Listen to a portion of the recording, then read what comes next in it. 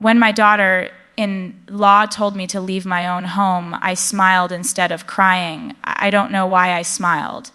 Maybe because crying would have made it real. Maybe because I had forgotten how to cry for myself. She was standing by the kitchen counter, her hands resting on the edge like she was holding herself steady. The afternoon light was soft, but I could still see the worry on her face. She spoke gently, the way people do when they are trying not to hurt someone. She said she needed space. She said it was time for me to have my own life. She said it would be better for everyone, better for everyone. That phrase stayed in my mind long after her voice stopped. I remember nodding. Though I didn't really understand what I was agreeing to, I looked around the room, the same room where I had taught my son how to tie his shoes, where I had waited by the phone for college calls, where I had once danced alone to an old song on the radio after washing the dishes. It was my home. Every corner held a piece of my life. And yet at that moment, it felt like I had become a guest who had overstayed her welcome. I told her I understood. My voice sounded calm, even kind. She thanked me as if I had just done her a favor. I smiled again because silence would have broken me. She said we could figure out the details later, and then she left the room. I sat there holding my cold cup of tea. I watched the steam that wasn't there. I looked at the family photo on the wall, my son, my late husband, and me smiling at a camera years ago when everything still felt certain. My son had his arm around me in that picture. His eyes looked warm and proud. I wondered what he would say if he were home that day. But he wasn't home. He was at work, and I didn't want to bother him. That was my habit, not to bother anyone, not to make my feelings someone else's problem. That night, I couldn't sleep. I lay awake, listening to the faint hum of the refrigerator, the creak of the house settling. I thought of how life changes slowly, until one day it changes all at once. I didn't blame her. At least I tried not to. She was young. She wanted her space, her privacy. Maybe I had been in the way without realizing it. Maybe my quiet presence had started to feel like a shadow in her light. Still, the words echoed in my heart like a clock that wouldn't stop ticking. Leave. It was such a small word for something that could break a life. I moved into that house almost 30 years ago. Back then, it was just my husband, Daniel, our little boy, Michael, and me. The house wasn't fancy, a 2-story home with creaky stairs and thin walls, but it had warmth. It smelled like morning coffee, laundry detergent, and sometimes cinnamon rolls when I felt like baking on Sundays. Daniel used to say this house was the best decision we ever made. He worked hard fixing cars at a local garage, and I worked at a school cafeteria. We didn't have much, but we had laughter. We had long evenings where we sat on the porch with lemonade talking about nothing important. Michael was our miracle child. We had tried for years before he came along. I still remember the first time I held him, small, soft, breathing against my chest. Daniel cried that day. He said, "He's our whole world now." And he was. Michael grew up surrounded by love and gentle rules. We weren't strict, but we taught him respect and kindness. I used to pack his lunches with little notes that said things like, "Do your best today," or "Mom loves you." He used to roll his eyes, but I'd sometimes find those notes folded neatly in his drawers years later. He was a quiet boy, thoughtful, always reading or fixing things. When he got older, he loved taking apart radios just to see how they worked. Daniel said he'd either be an engineer or a philosopher. He was right about the first part. When Michael left for college, I cried for 3 days straight. The house felt too big, too empty. Daniel teased me, but he missed him too. We counted the days until the next visit. And every time Michael came home, it was like sunlight returned to the windows.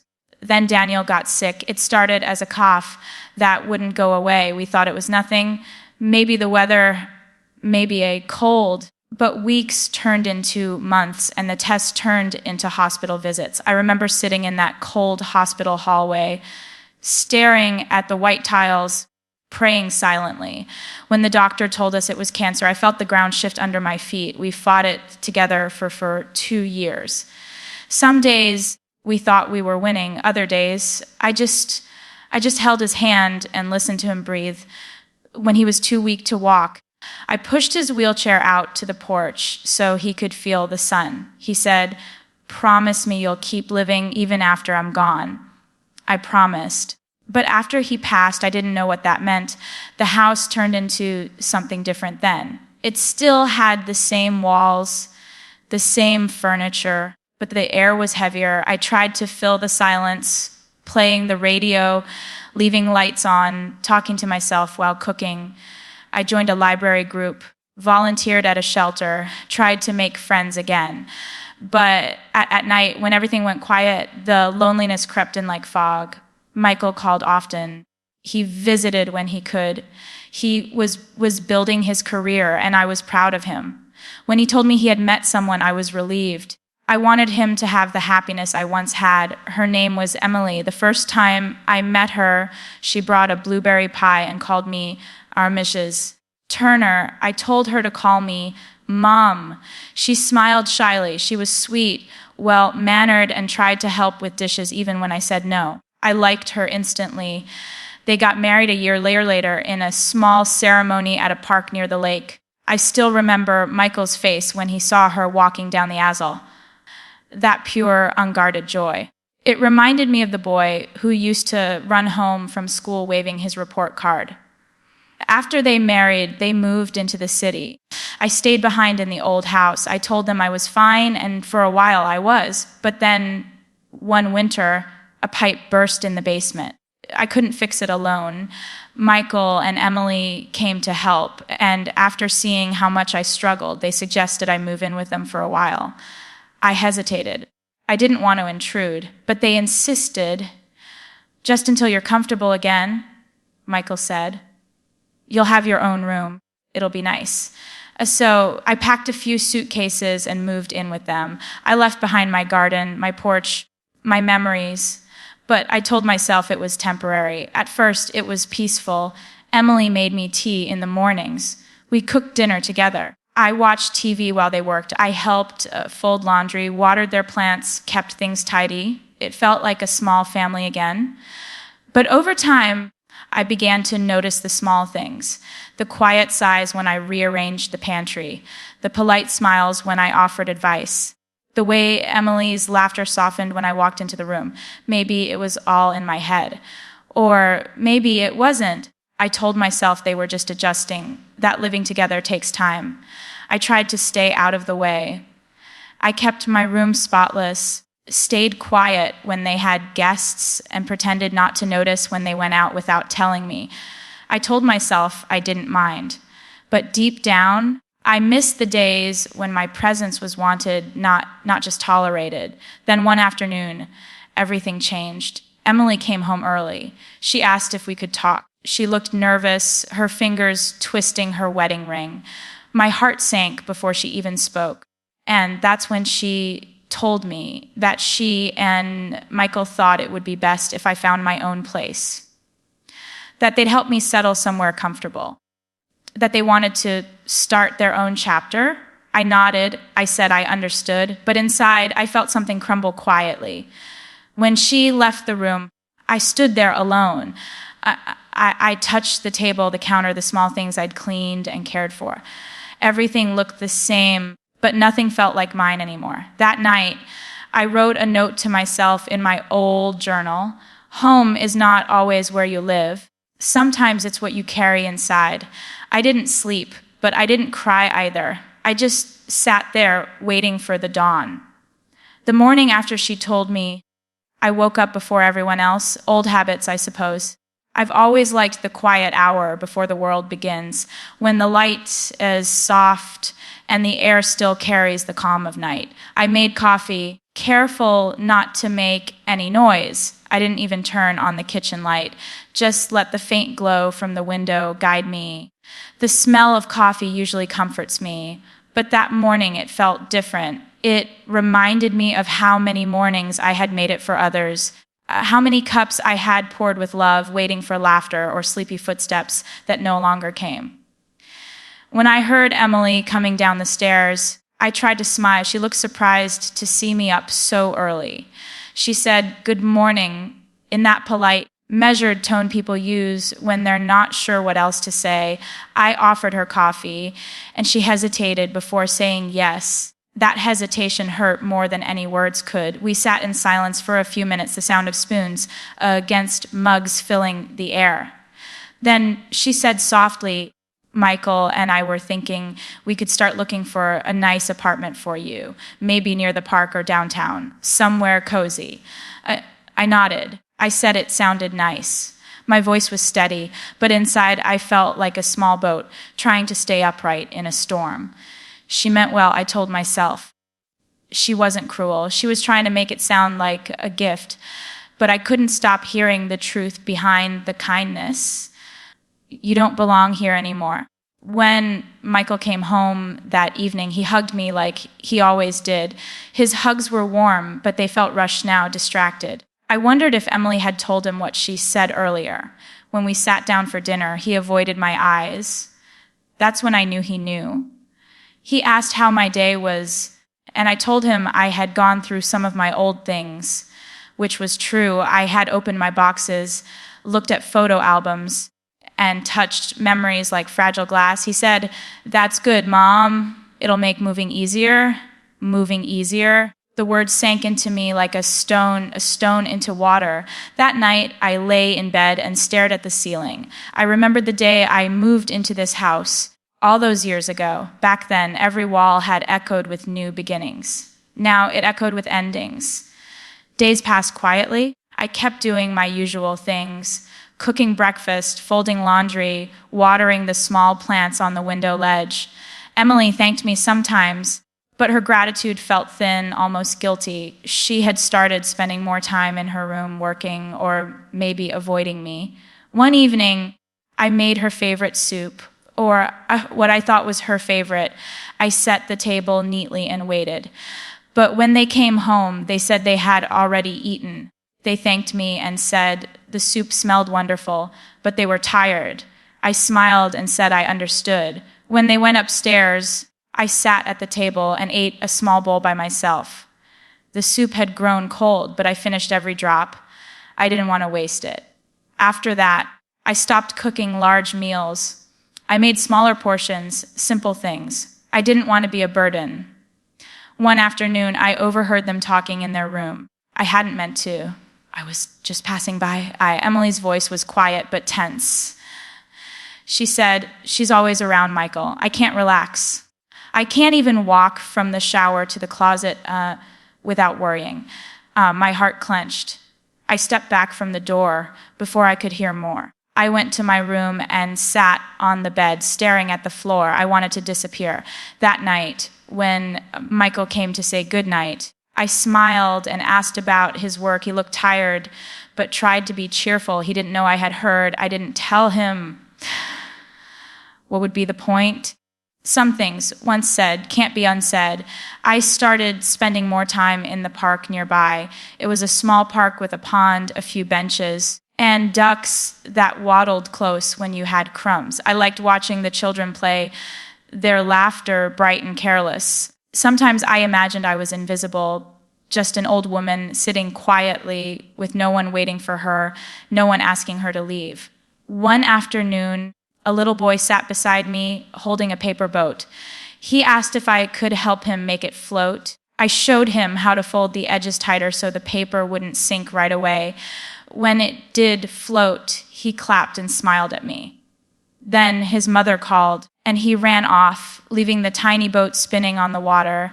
I sat there watching it until it sank. I whispered to myself, "Nothing stays forever." Back home, Emily was cleaning. She asked if I could go through the hallway closet, said it would help her reorganize. I nodded. I knew what she meant. She wanted me to start packing, so I did. I took out boxes and opened old things, photo albums, sweaters, my husband's books, small souvenirs from vacations long past. Every object had a story, and each one asked me the same question: where will you take us now? I didn't know the answer. That weekend, Michael suggested they help me find an apartment. He showed me listings on his laptop, small places with one bedroom, clean and simple. "Look, Mom," he said, "this one's close to a grocery store. You'd like that." I nodded and smiled, even though my throat felt tight. "It's nice," I said. He squeezed my hand. I just want you to be comfortable." I wanted to tell him that I was comfortable, or at least I used to be. That comfort isn't about space or furniture, but about people who make you feel you belong. But I stayed quiet. I didn't want to make him choose between his wife and his mother. I'd seen that happen to other families. I didn't want that for us. A few days later, I found a small apartment not far from a community center. It wasn't much, just a bedroom, a tiny kitchen, and a window that looked out onto a tree. The landlord was kind. He said it was peaceful. I told Michael and Emily, and they both seemed relieved. "We'll help you move next weekend," Emily said. "I'll take care of the boxes." I thanked her. I even meant it. That week, I began to pack in earnest. I folded clothes, wrapped dishes, and labeled boxes carefully. Emily helped sometimes, though she kept checking her phone. We exchanged polite words, small smiles. It was almost as if we were acting in a play where both of us knew the ending, but refused to speak it out loud. The night before the move, I stood in the living room alone. Michael and Emily had gone to bed. The house was quiet except for the hum of the heater. I looked around at the couch, the photographs, the faint marks on the wall where furniture had once stood.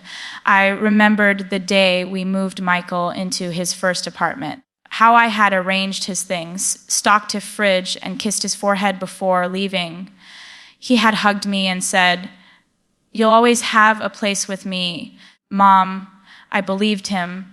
The next morning, I woke early. Emily had made coffee for once. She handed me a cup and said, "I hope you'll be happy there. You deserve peace, peace." The word hung in the air like a curtain between us. Michael came down with my boxes, and we loaded them into the car. He tried to make conversation, asked if I'd need help setting up the cable, if I wanted to buy new curtains. I nodded and said, "Well, see." The drive was quiet. The sun was just rising, painting the sky with pale colors.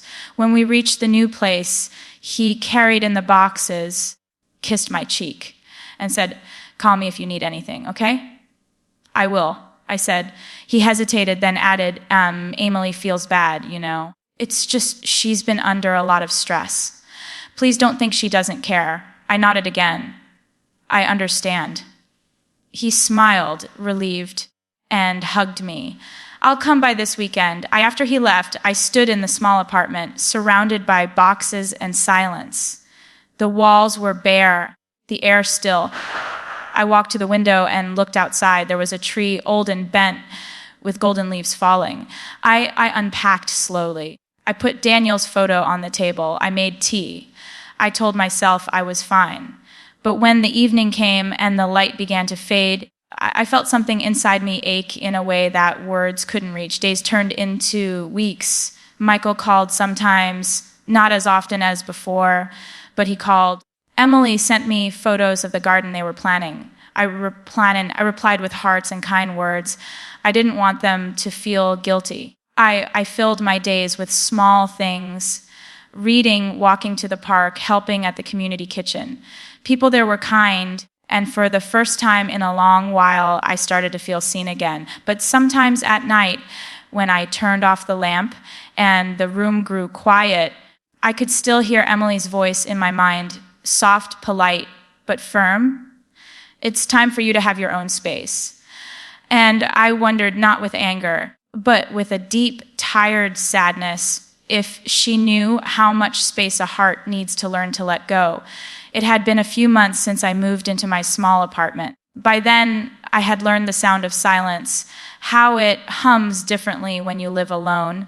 I had grown used to my own footsteps, the creak of the floor when I turned in bed, the soft rustle of curtains when the wind passed through. Every morning, I made myself a cup of tea and sat by the window. From there, I could see the old tree outside. Its leaves had changed from green to gold, then to brown. Seasons were moving forward, even if I felt stuck somewhere behind them. I tried to fill my days with small routines. I joined a book club at the library. I volunteered twice a week at the community kitchen. I smiled at neighbors I didn't know by name. People were kind, but kindness from strangers feels different. It's warm, but it doesn't reach the places that ache. One day, while I was organizing my bookshelf, I found an old photo album tucked between cookbooks. It was one I had packed in a hurry. The cover was frayed, the corners soft. I sat down and opened it. There was Michael's first day of school, his tiny hand gripping mine, Daniel behind the camera, grinning. Another photo, Michael in his graduation gown, his arm around me, both of us smiling so hard it hurt. I flipped another page, Michael's wedding day.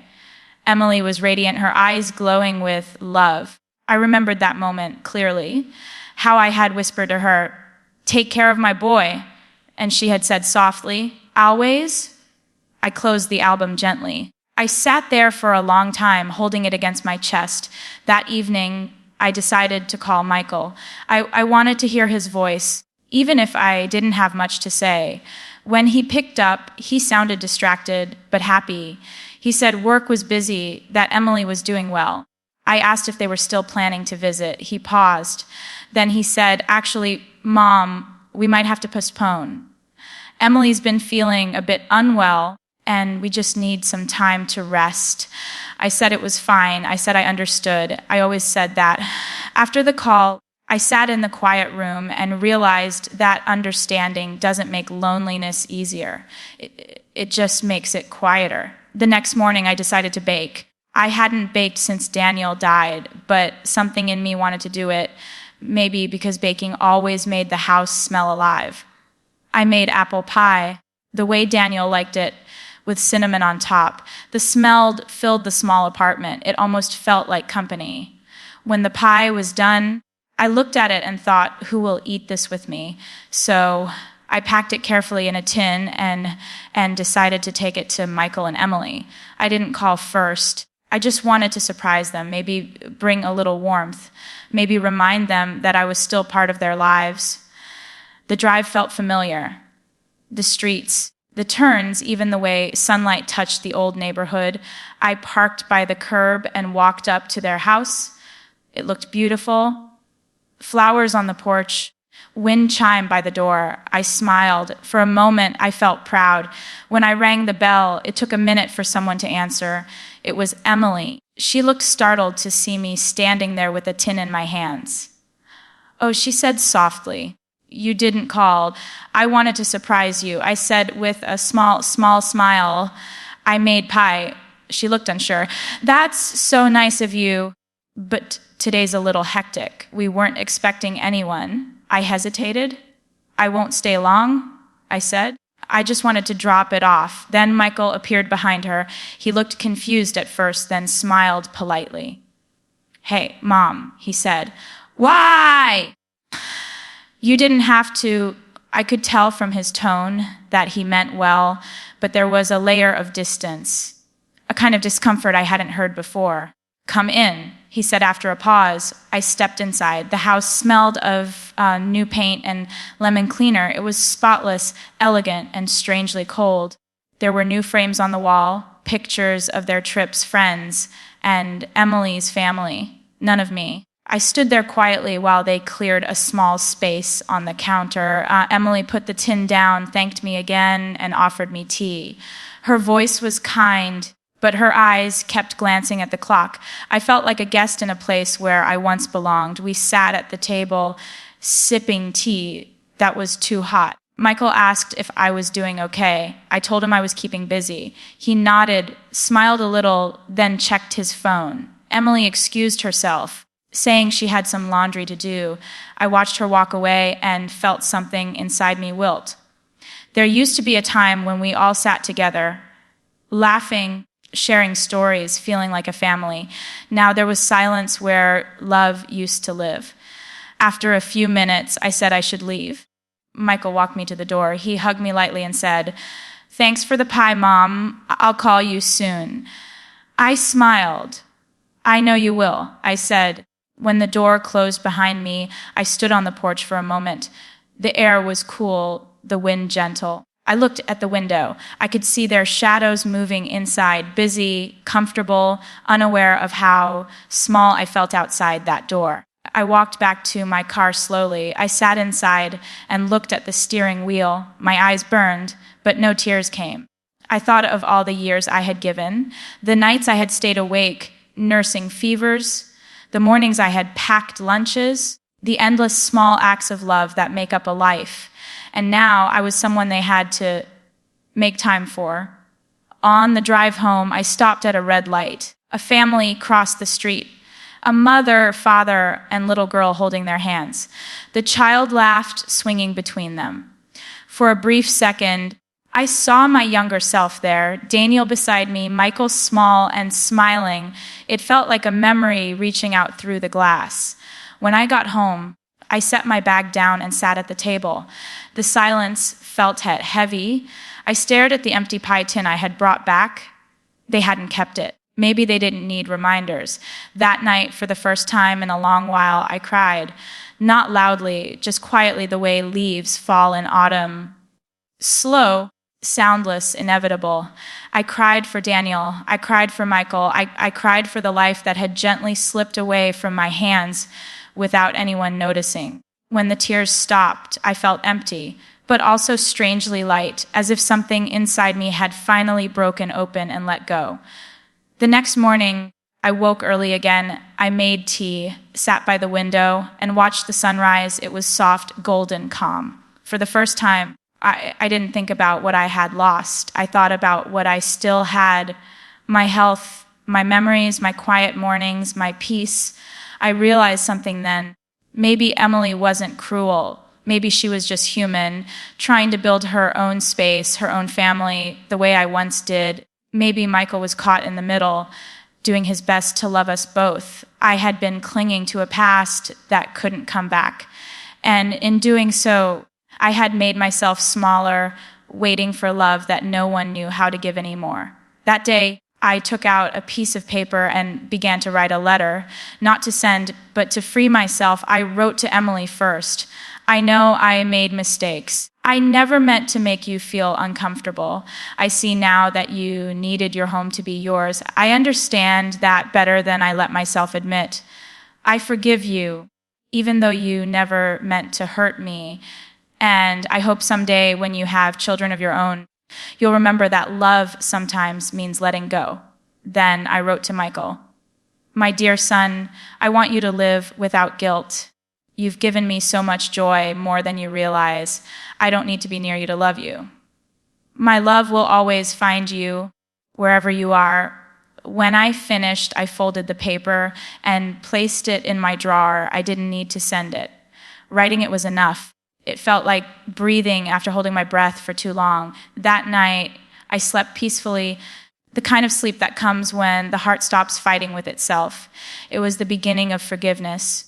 Not dramatic, not loud, but quiet and steady, like the way morning light enters a room through a half-open curtain. Weeks passed after I wrote that letter I never sent. Life began to settle into a new rhythm, softer, slower, and strangely peaceful. I still missed the noise of other voices, but I had started to find comfort in quiet things again. The sound of birds outside my window, the smell of fresh coffee, the simple act of folding laundry in sunlight. I realized that loneliness wasn't the same as emptiness. There was a difference. Loneliness was what I felt when I looked backward, but peace lived in the moments when I looked around and simply noticed the small good things that were still here. One afternoon, I went to the community center earlier than usual. A young woman there, Anna, asked if I could help teach a cooking class for seniors who wanted to learn easy meals for one. I laughed and said, "I've been cooking for two my whole life, but I can try." That day, I showed them how to make vegetable soup and biscuits from scratch. They listened closely, laughed when I dropped a spoon. and clapped when the soup turned out perfect. I didn't realize how much I had missed that being useful, being seen. When I came home that evening, I felt light. For the first time in months, I hummed while washing dishes. It wasn't joy exactly, but it was close, something gentle, something beginning. A few days later, Michael called. His voice sounded hesitant at first, then softer. He asked how I was. I told him about the class, about the soup, about how I'd burned the first batch of biscuits. He laughed. That laugh filled my heart like sunlight through a window. Then he said quietly, "Mom, I've been meaning to ask if you'd come over for dinner this weekend. Emily wants to see you." I froze for a second. Part of me wanted to refuse, to protect the fragile peace I'd found. But another part of me, the one that still loved without reason, said yes. When Saturday came, I wore a soft blue sweater Daniel used to love. I carried a small box of chocolates as a gift. My hands trembled a little as I rang the doorbell. Emily opened the door. She smiled genuinely this time. "I'm so glad you came." Her eyes looked different, tired but kind. She stepped aside and let me in. The house smelled like rosemary and garlic. On the table there were candles, plates set neatly, and flowers in a vase.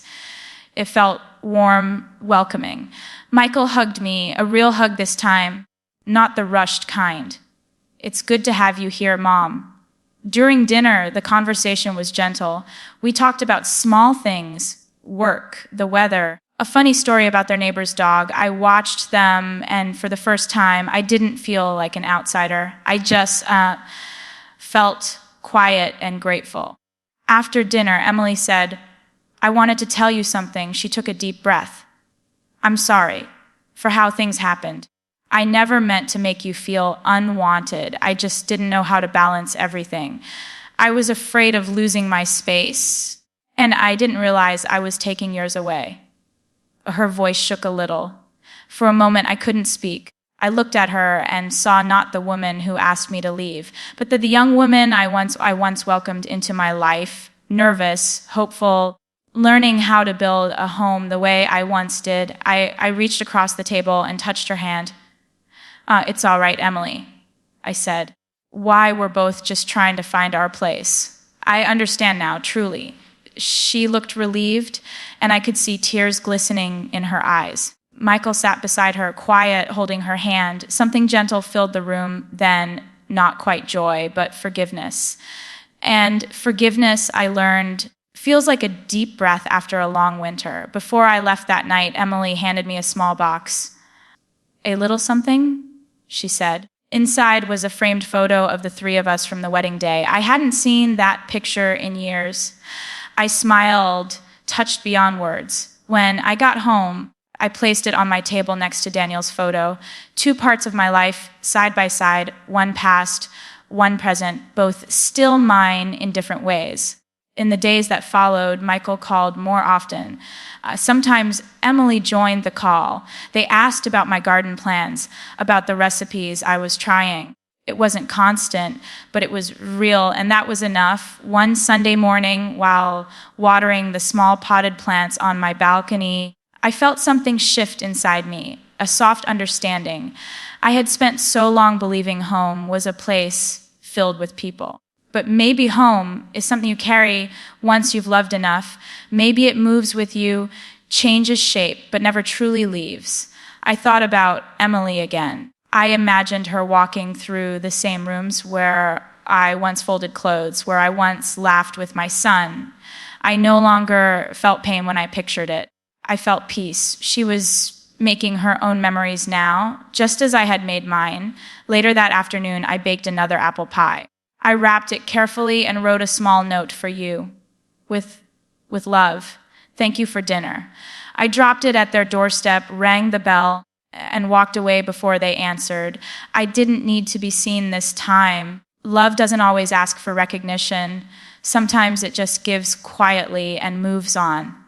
That evening, as the sun set behind the trees, my phone rang.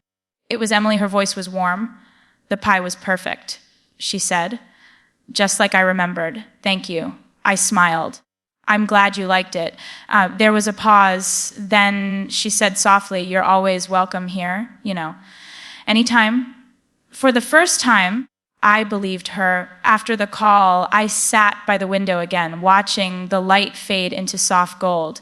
The wind rustled the leaves, and somewhere in the distance, children laughed. I closed my eyes and whispered, thank you, life, for everything. That night, I slept deeply. My dreams were gentle, no doors closing, no words that hurt, just faces I loved, smiling whole. When morning came, the first sunlight spilled across the room and touched the framed photo on my table, Daniel's smile, Michael's arms around Emily, and me standing beside them, not behind, not apart, but together, still part of the story. It has been a year since the day I moved out of my son's home. When I look back now, it doesn't feel like a story about loss anymore. It feels like a story about learning how to love differently. At first, I thought leaving meant the end of something, the end of family, of belonging, of purpose. But life has a quiet way of teaching you that endings can also be gentle beginnings. These days, my mornings start the same way. I wake before sunrise, open the window and breathe in the cool air. The world outside is simple. A bird on the fence, the rustle of leaves, the faint sound of someone's radio in another apartment. I make tea and sit by my little table where two photos rest side by side, Daniel's and the one from Michael's wedding. Between them, a small candle burns every morning. I light it not for sadness, but for gratitude. Sometimes Emily calls to ask for recipes. How did you make that soup again? She'll ask, and I'll laugh because she never writes it down. Michael calls too, usually in the evenings when he's driving home from work. We don't talk for long, but it's enough. His voice tells me he's happy, and that's all I ever wanted. They visit once a month now. Emily brings flowers. Michael brings groceries, and I make tea. We sit together in my small living room and talk about little things. The neighbor's cat, the weather, movies they've seen. There's no tension anymore, no awkward silence, just small, ordinary peace. One Sunday, while they were here, Emily looked around my apartment and said, "You've made this place so beautiful." I smiled and said, "It's not the place. It's what you decide to see in it." She nodded, and I could tell she understood. After they left that day, I stood at the window and watched them walk to their car, laughing together. I didn't feel the ache I used to feel. I felt something softer, pride maybe, relief, the kind of quiet joy that comes when you realize you did your part in someone's story and it was enough. That evening, I opened my old journal again, the same one where I had once written, "Home is not always where you live." I turned the page and wrote a few more words. Underneath, "Sometimes home is the peace you carry when you've learned to forgive." I closed the journal and smiled. People often think forgiveness is a grand act, something loud or noble. But it isn't. Forgiveness is small. It's choosing not to replay the hurt. It's letting a memory be what it was without wishing it different. It's waking up one morning and realizing you can think of someone who hurt you and still hope they're doing well. That's what I feel for Emily now. Not bitterness, not longing, just quiet compassion. I see her clearly now, not as someone who pushed me away, but as someone who was learning to hold her own life. I remember being that young once, scared, protective of the little world I was trying to build. Maybe I would have done the same in her place. As for me, I've built something small but steady. I've made friends at the community center. I help with the library events. I bake for the neighbors when the air starts to turn cold. Sometimes I even catch myself humming again while cooking, the way I used to when Daniel was still alive. The other day, a woman from my class asked me, "Don't you get lonely, living alone?" I thought for a moment and said, "Sometimes." But loneliness isn't always a bad thing. It gives you space to remember who you are. She smiled, but I could see she didn't quite understand yet. Maybe one day she will. Before I go to bed each night, I walk around my small apartment, touching things that bring me peace. The framed photos, the book on my nightstand, the small plant on the sill that keeps growing toward the light. I've learned something important in these quiet months. Peace doesn't come when life is perfect. It comes when you stop trying to make everything the way it was. It comes when you look at what remains, the love, the memories, the stillness, and you say, this is enough. Sometimes I dream about Daniel. In my dreams, we're sitting on the porch of our old house. The sky is pink with sunset, and Michael is little again, running across the lawn. Daniel looks at me and says, "You did good." And in the dream, I believe him. I wake up with tears in my eyes, but they don't feel heavy anymore. They feel like gratitude spilling over. The truth is, I no longer think of that day, the day Emily told me to leave, as a tragedy. I think of it as a turning point, not just for me, but for all of us. Sometimes love changes shape. Sometimes it needs distance to breathe. And sometimes being asked to step away is life's way of showing you a new path to peace. If there's one thing I've learned, it's this: love doesn't always stay under one roof. But if it's real, it never leaves the heart. Now, when I see families walking in the park, mothers with grown children, grandparents holding small hands, I smile, not with sadness, but with quiet understanding. Life moves on, and that's what it's supposed to do. The other day, Emily called and said they were thinking about having a baby. Her voice trembled a little when she said it. My heart swelled. I told her she'd make a wonderful mother. She laughed and said, "If we do, we'll need your help." I smiled and said, "Whenever you're ready." After the call, I sat by the window watching the evening light fade into soft gold. The wind brushed against the glass, gentle and familiar. I whispered a small prayer, not for things to go back the way they were, but for love to keep finding its way between us in whatever form it chose. And in that moment, I realized I wasn't waiting anymore. I wasn't holding on to the past or reaching toward the future. I was simply here breathing, grateful, at peace. Maybe that's what forgiveness truly is. Not forgetting, not pretending, but finally being able to sit with your story and feel love instead of pain. And as I turned off the lamp and lay down to sleep, I thought of my home, not the house I once lived in, but the quiet space inside me that still holds everyone I've ever loved. That, I think, is what it means to never really leave.